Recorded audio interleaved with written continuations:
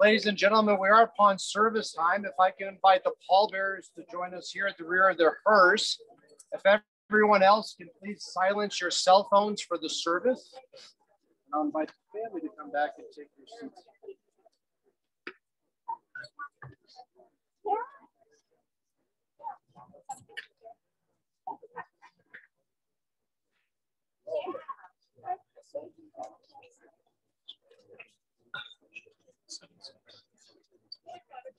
Seven steps. 7 steps. We're not going to do that.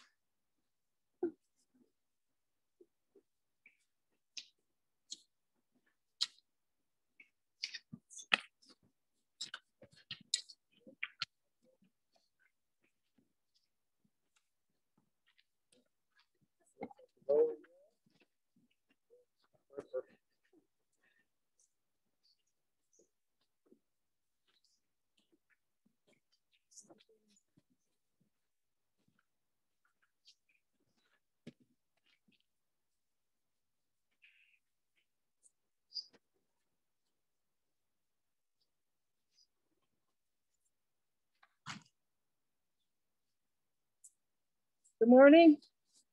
My name is Yvette Lupp, and I'm the Rabbi Spiritual Leader of B'nai Havurah. I want to thank you for forming this safety net that you've all formed by coming here today for Bernie's funeral. Safety net for the family and a safety net for all the memory that Bernie is.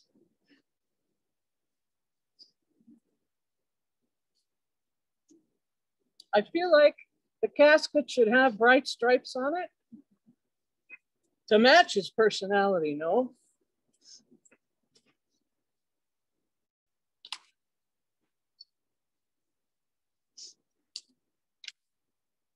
Stay with me, I know you know this.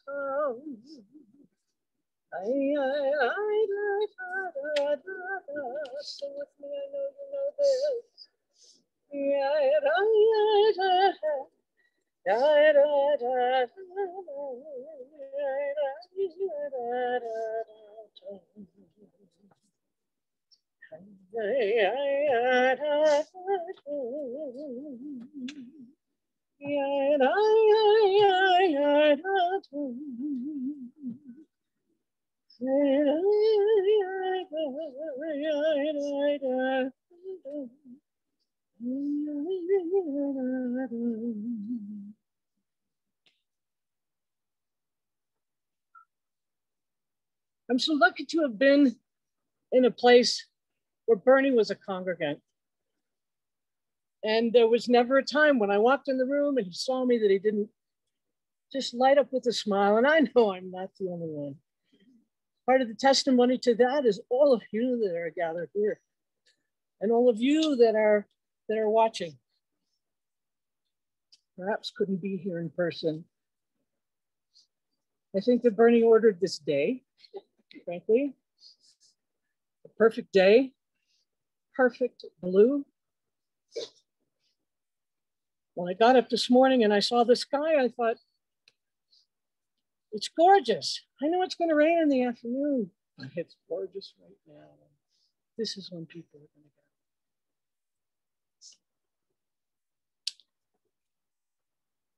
go. I had the opportunity to sit with Bernie and Elizabeth long before we knew that this was going to happen, in anticipation of days that are coming. Just sitting down and asking questions like, how did you meet? How did you know when you were going to fall in love? What are your plans for the future? What would you like to see happen? Every time he looked at you, Elizabeth, just like he was a teenager. Like he was being sneaky about something. Here he has this wonderful bride. Not many of us get to have that in our lives. And you had it for 40 years, 44. It's hard to put into a capsule what he was. And as I spoke with the family and the children, each one comes up with kind of a different Bernie a little bit. And where they overlap in the middle is just gorgeous. I'll just tell you one small story about him as a grandpa. Hopefully I'm not stealing your thunder. Michael, I believe this was your story. That he could be a character sometimes, even in public. They had gone someplace where there were honey bears. Without a care for how many people were in the restaurant or listening, he said, "Meet the honey bear! Meet the honey bear!" And I just imagine him as this honey bear. And it seems like His whole personality couldn't possibly be like ours. Michael, I'm going to ask you to come up and share some stories. And I know I told that story badly, so if it happens to be something that you're going to talk about, don't hate me forever.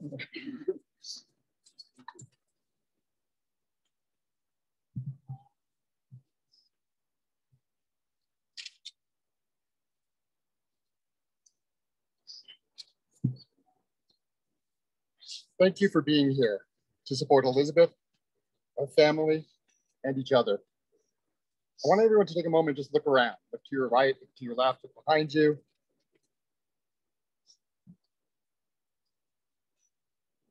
We form a community built around my father and Liz. We are each and all connected to and therefore through them. Bernie, Bernard, Dad. Some like my Aunt Carol have known him for over 70 years. Others, like my sisters and I, and my cousins, have known him all of our lives. We've never known a world without him, without Yubi, Uncle Bernie, as his nieces and nephews call him.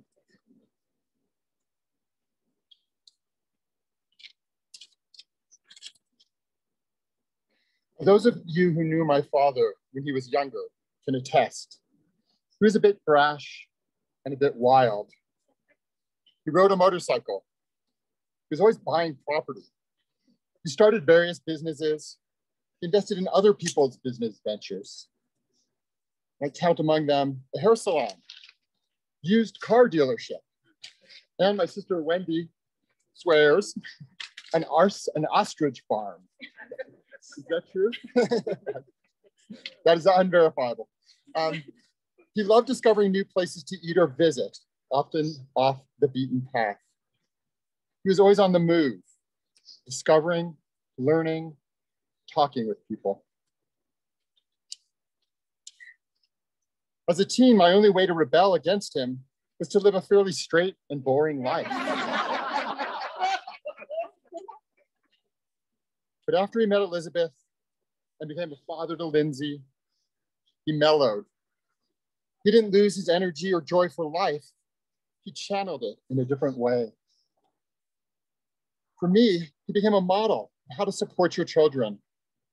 He was always there to help me think through big decisions and to give advice.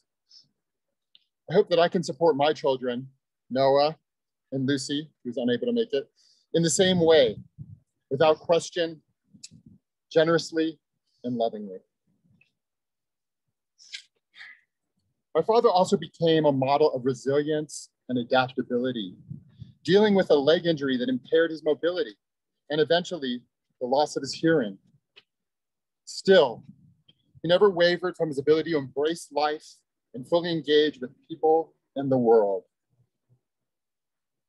My father loved the water, and he particularly loved the ocean. It was there he felt at home.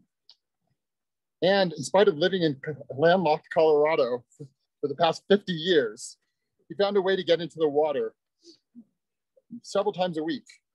When he was younger, in a hot tub that he had installed in his house, and as he was older, in his water exercises classes. So in many ways, my father's death, on vacation with the love of his life, on the beach, in the water, was a poetic death. To the end, he lived life filled with art, beauty, laughter, and connection. And for that, we can all be thankful.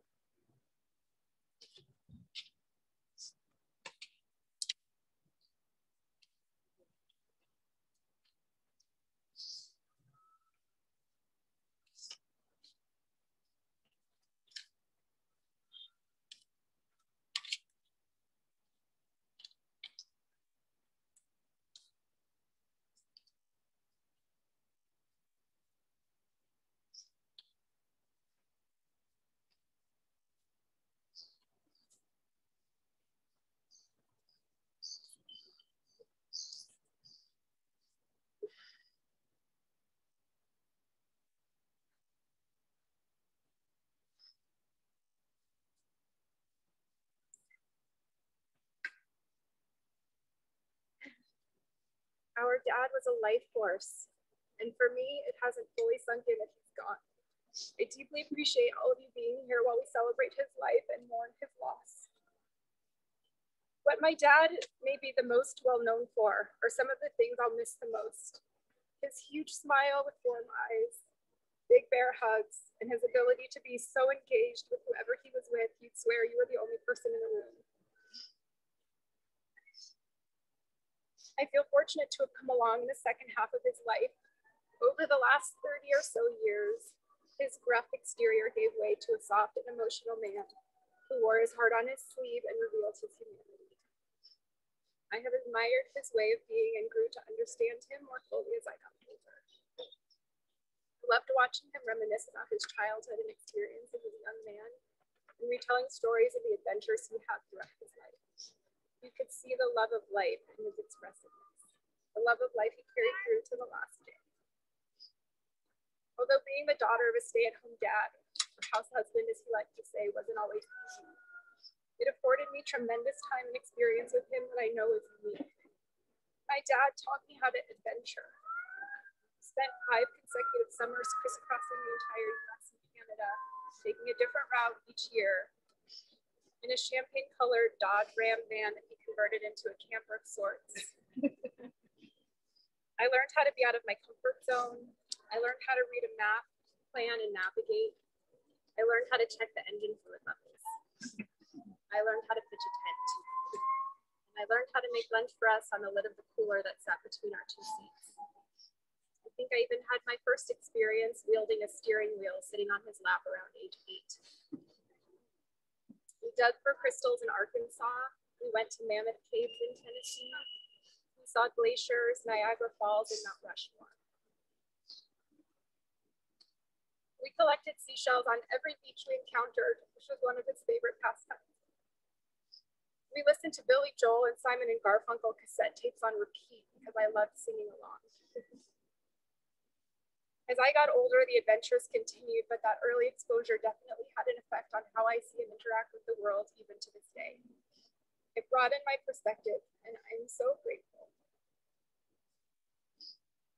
Although physical distance separated us for many years, he was still able to instill the importance of generosity, frugality, problem solving, and self-reflection.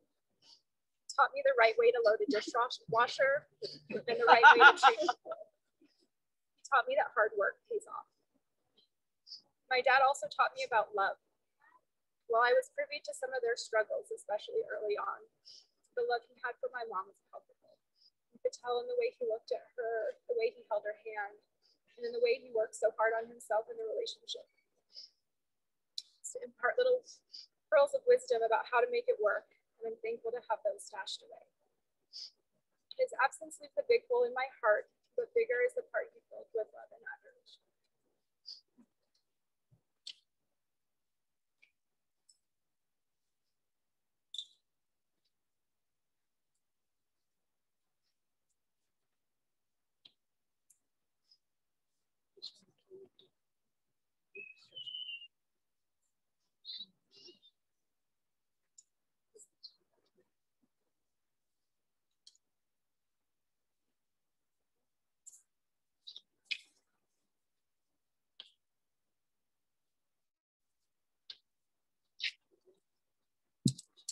Hi, for those who don't know me, I am Bertie's little sister.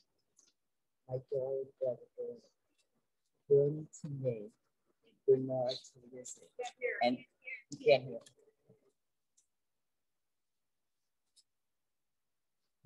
Can you hear me now? I'll try harder. My darling brother, Bernie. Bernie to me, Bernard to Lizzie, and to my mother. You be to my children a giant of a man, jovial, gregarious, effusive, warm, loving, and generous. A big grin on his face and a warm bear hug tight in his arms. 10 years younger than him and always his little sister, whether I was 6 or 16, 26 or 46, 68 or now 74. he never, ever stopped telling me he loved me. Nor did he ever stop asking me if I needed anything at all. Bernie and Margie made me my wedding in their beautiful house in Westwood, New Jersey, when I was but 23. Years later, when I was buying a house with 3 little babies, 1, 2, 3, yes, with 3 little babies, and no money in the bank, my brother came to me and gave me $10,000, no questions asked. I don't know how we did it, but we did manage to pay him back in full.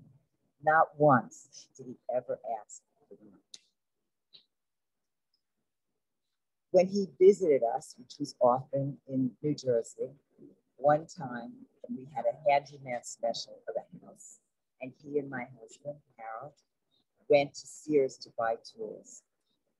There, Harold saw a big, expensive Craftsman electric saw and said, someday I'm going to buy that.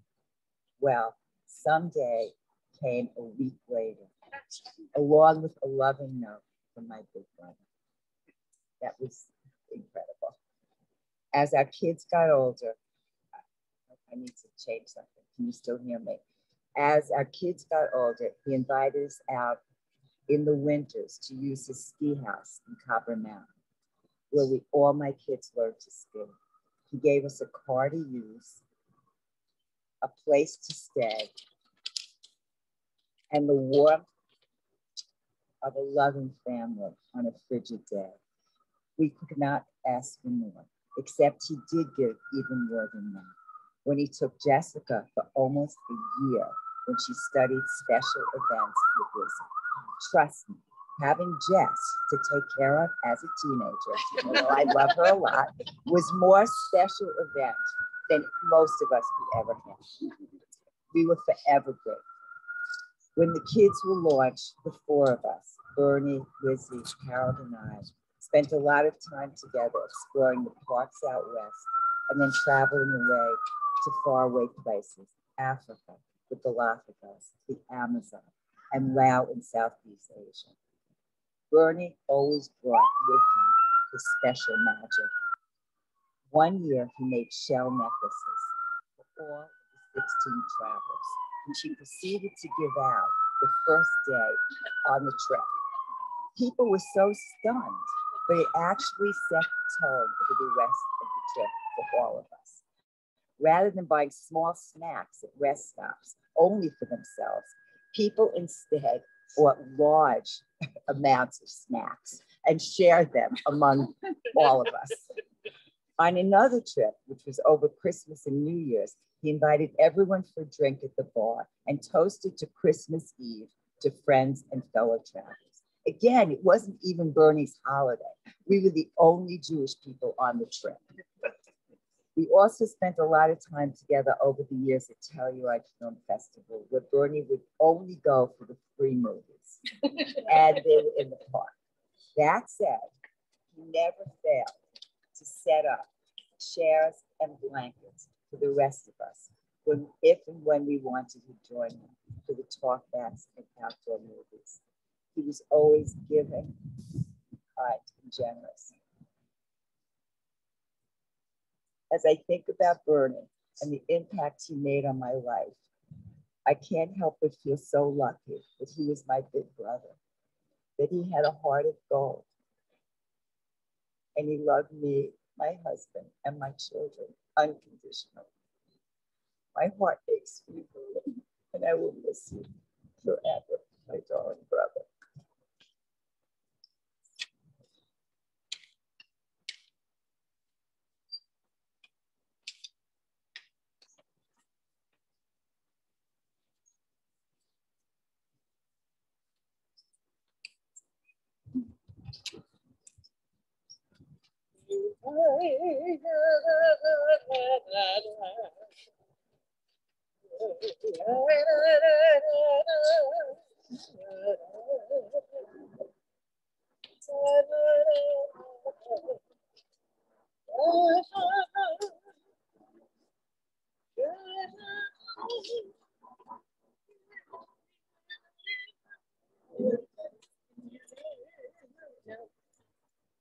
At what level does it work?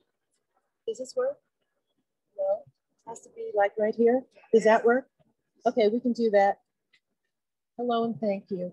And thank you for loving Bernard and supporting me. I met Bernard when I was 28 years old, just a few weeks shy on my 29th birthday. He was handsome, with a dark beard and dark hair and those sparkling hazel eyes. While he was in New York for Passover, I was called in as a freelance graphic designer to work in his office. So when the boss arrived and we were introduced, I was immediately taken with him. He played hard to get, but not that hard. We were together for 45 years, and I was blessed, very blessed, to be in a marriage with him, give love and receive unbounded love. The kind of love you don't know exists until, whoosh, there it is.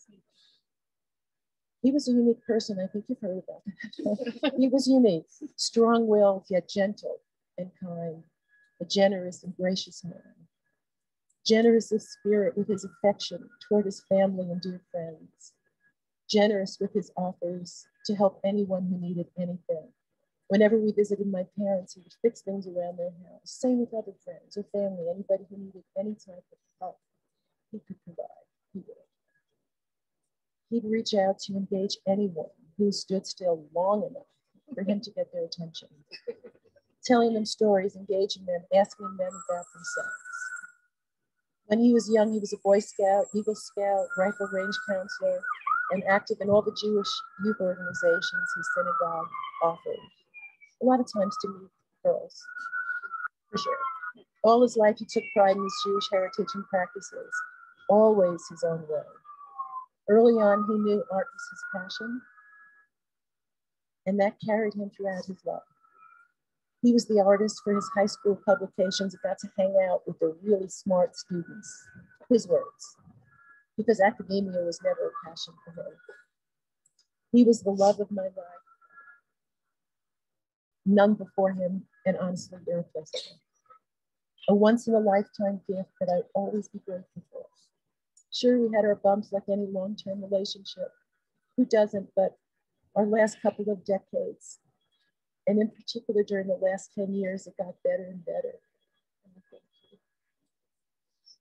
Sure, aging and medical issues took a toll, but he never complained about anything. When I met him, he was cocky and full of himself, like many young men. He rode a motorcycle, drove his cars fast, and got so many speeding tickets, he actually lost his driver's license for a very long time. He was a rebel who wore a pin that said, "Question authority." He ran a successful graphic design business, and after we married, I helped run it with him for several years. He stopped working when he was 50. And he loved to say in response to the question, "What do you do?" Well, I've been retired so long I don't remember. And he laughed, but he became a house husband in 1986, well before most people knew the concept, or any man who actually did it. Can I have some really big people hold these things?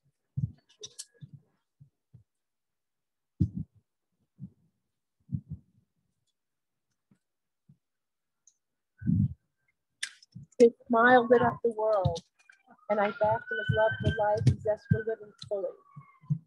If we could find one word to describe him, it would be to life, l'chaim.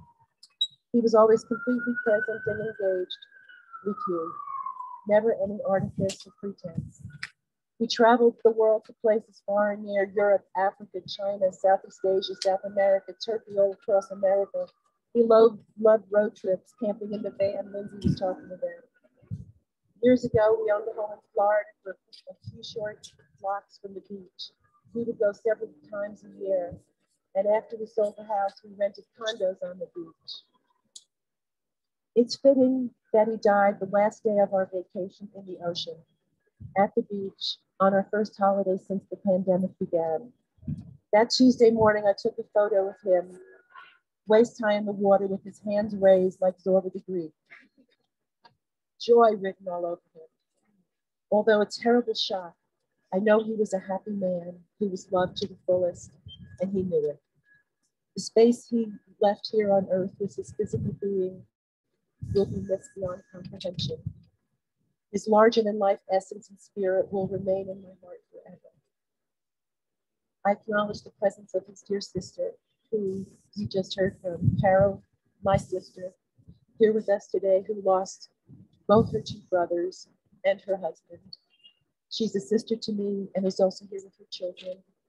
My niece Jessica, our nephews Adam and Gabe, our three children are here, Michael, Wendy, and Lindsay, our grandson Noah. All were deeply, deeply loved by him, as were his other nieces, nephews, granddaughter, and so many more family members and friends who couldn't be here with us today. Thank you for all your love and honoring of Bernard by being here. Just looking at you. And for all my friends and family who have and are helping me through this passage. Though my heart is broken,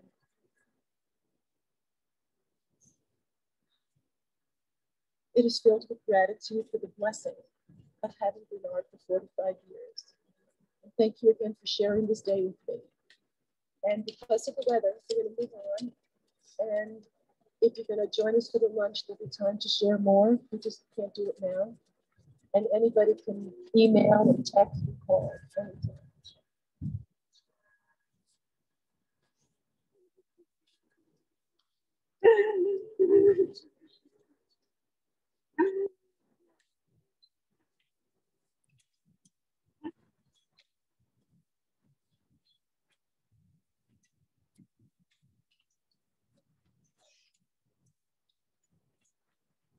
If folks could line up for the mitzvah.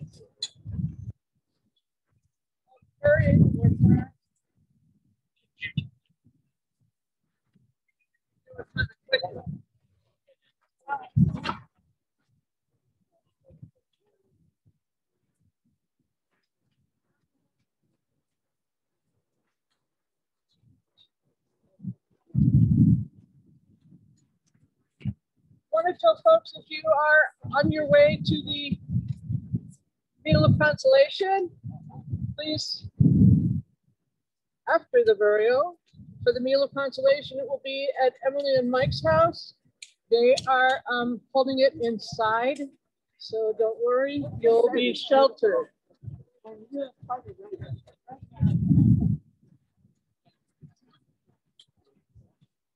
Yeah.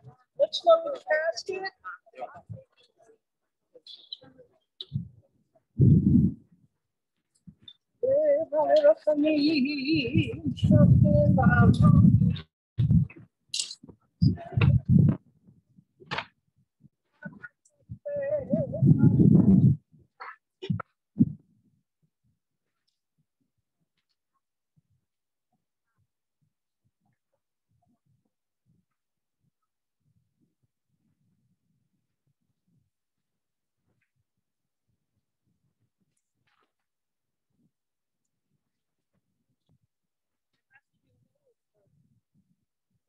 Guys are over there.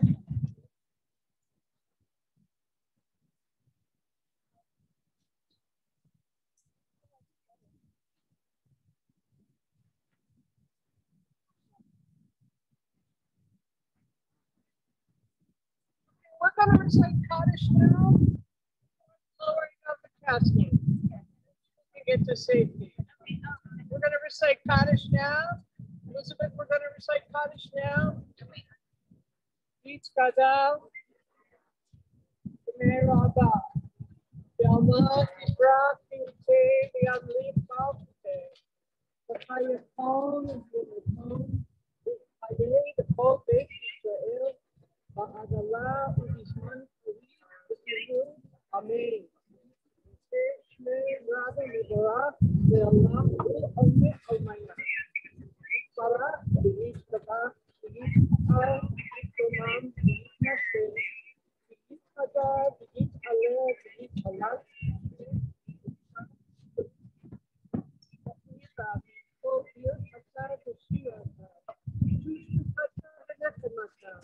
The אני מלאנו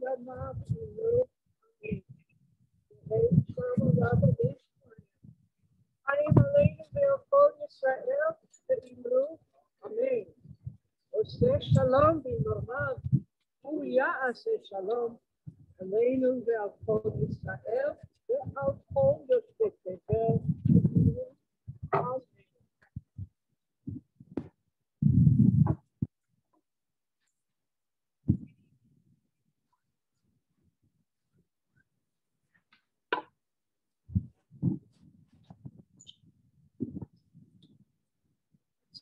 Just quickly, it's just a handful of dirt.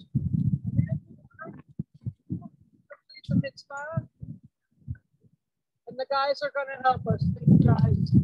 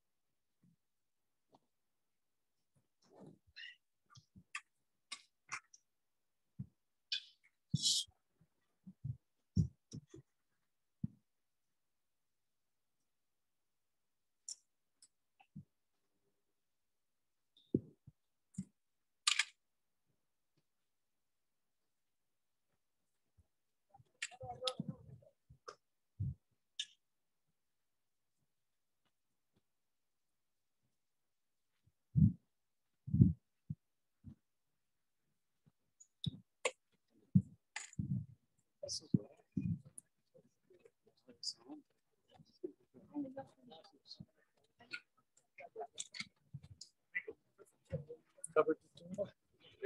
And then put the stuff up. And Vámonos for the casa. Okay. Be well.